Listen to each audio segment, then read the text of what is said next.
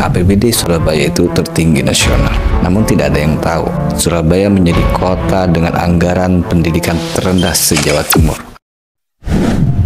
Ini pengkhianatan. Saya rasa ini pengkhianatan. Edi Cahyadi ternyata selama ini memimpin pemerintah kota Surabaya abai terhadap pendidikan.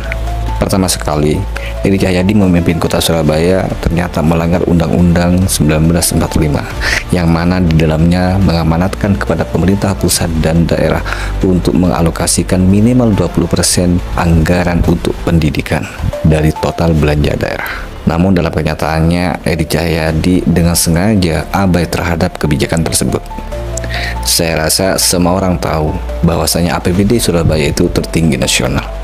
Namun tidak ada yang tahu bahwa ternyata Surabaya menjadi kota dengan anggaran pendidikan terendah se-Jawa Timur, bahkan masuk dalam 5 besar daerah dengan anggaran pendidikan terendah se-Pulau Jawa.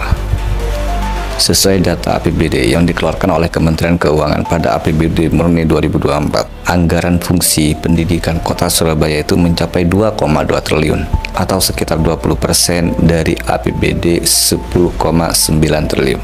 Namun sungguh ironis, pada APBD tahun 2025, justru Dinas Pendidikan Pemerintah Kota Surabaya hanya mendapatkan alokasi sebesar 19% dengan total APBD 12,3 triliun.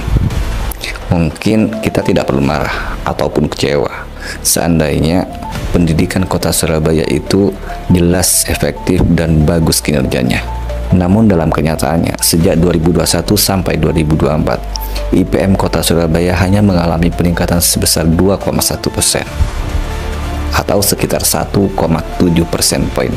Hal itu jelas jauh dibanding rata-rata pertumbuhan IPM pemerintah kabupaten kota se-Jawa Timur, yang mana mampu mengalami peningkatan sebesar 2,7% atau sekitar 2 persen poin.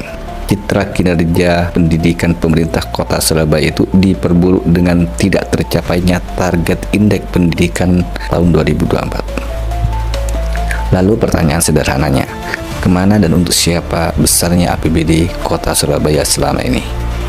Pada saatnya nanti saya akan coba jelaskan bagaimana operandi modus kinerja pemerintah kota Surabaya yang berindikasi korupsi di bawah kepemimpinan Edi Cahyadi. Selamat Hari Pendidikan Nasional 2020.